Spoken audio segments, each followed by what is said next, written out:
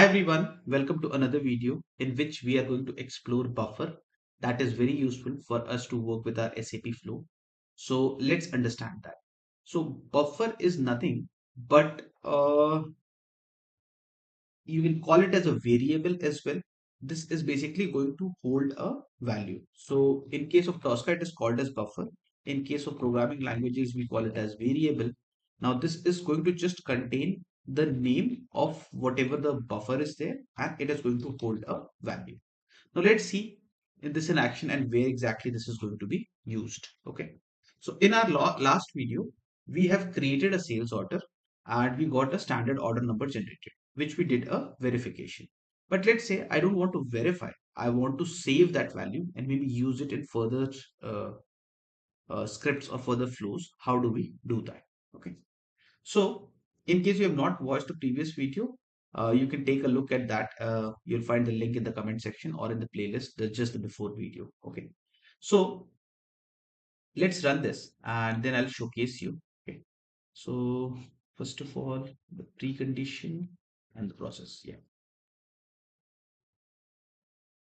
So, this is just launching SAP, navigating to sales order page and entering some details and creating a sales order. That is what it is doing. So once the sales order is created correctly, in the bottom bar, which you see, a standard order number is going to get generated. Okay. So you see, this is generated. Okay. Now, if I want this entire thing with the number to be saved somewhere, okay, how do I do that? So that's where buffers comes into picture. So in the action mode, if you'll click on this and if you click on buffer, this is going to capture that value. Okay. Now what you can do is you can remove this part and you can write whatever. Okay. So let's say I'll write sales order message. Okay. So this is depends on you how you want to write it. Okay. Now let's run this and see if it is actually working or not. So you can use buffer within the scripts when your execution is happening, or you can create it standalone as well. I'll talk about that. Okay. So here you see it is saying the buffer is created. However, the value is not displayed. Okay. So in case that happens, how we can validate is this is the name what we have given to the buffer. So you can click on tools, you can click on buffer viewer and you can mention that name. Okay.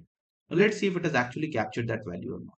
So as you can see here, this is the buffer name and this is the value, which is 13058 standard order is created. Let's cross confirm that. So you see, this is successfully saved with us. Okay. Now we can perform operations on this. And let's say I just want this number. Okay. So that's where we have to understand that there are different types of buffer: static buffer, dynamic buffer. Okay. Now, how do we work with dynamic buffer? Okay. Let's say that is our uh, that is what we want to do. Okay. So we have created the static buffer. We understood how to do that. Now, second thing is dynamic buffer.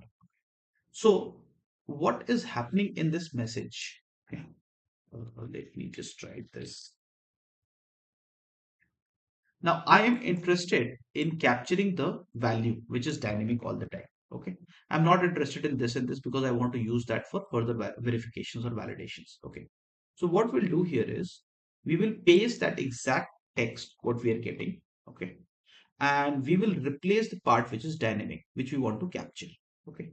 So I'll delete this part and exactly at that place, I'll write curly brackets XB and square brackets whatever I want to give the buffer name. Okay. So let's say I want to say it as standard order uh, number NUM. Okay.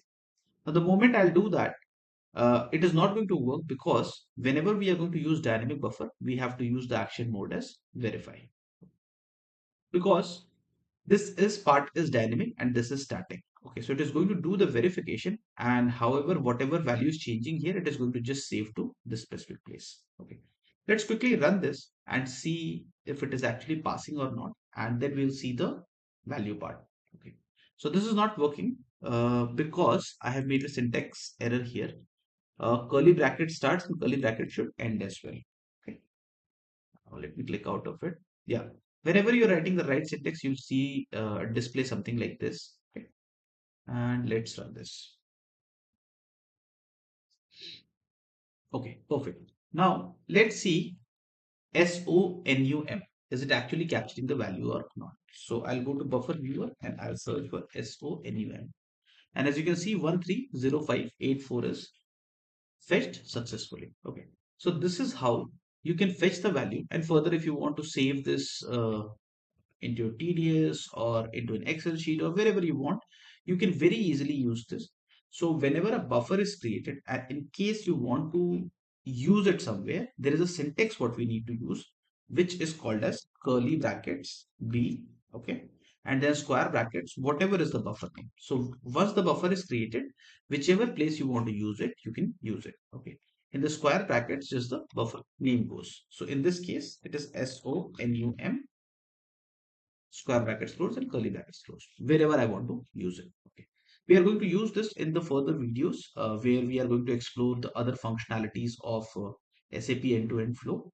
So, so we'll make use of that. So this is why this video is required so that we understand the buffer part as well. Now there are other aspects as well. In case you want to create a static buffer just to hold the name without going inside the application, you have a standard module called tbox set buffer, which also you can use. Okay. Now, till now we have done this part, okay, and we have just added the log off part. We did not tested it because when we are in this specific page, we cannot just click on log off. Okay, we have to first click on the exit part. Okay. So let's quickly scan this page. Okay, complete this flow so that we are aware that we are going to execute end to end as well. Okay, so I'll just capture the exit part.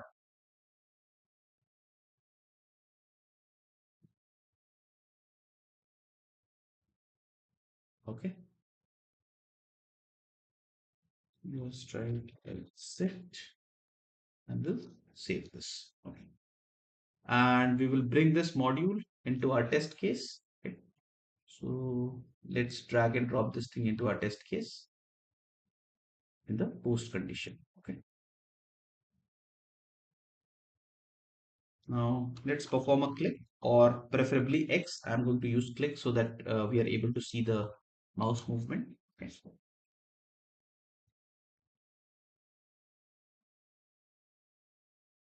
Okay. Now after that, we have already created and we learned how to work with the log off part. So let me just quickly run that part as well. Log off button and log off pop-up window. Okay. After that also we have to do one more step. So I'll showcase you that as well. Log off and then this pop-up button which we already scanned in our previous videos. Okay. Now as you can easily understand that now this page also we have to close. So we will click on this cross icon. So you can scan this and you can perform a click action on this. So I'll just add that part into the post condition. I'll not include it in the video. And in the further videos, we are going to understand other aspects of SAP flow as well. Okay. So right now we just created the sales order. We'll see how to change the sales order, how to modify the sales order. And then we are going to take a look at the other standard modules of Tosca SAP as well. In case you like this content, don't forget to like, share, and subscribe and have a good day. Bye bye.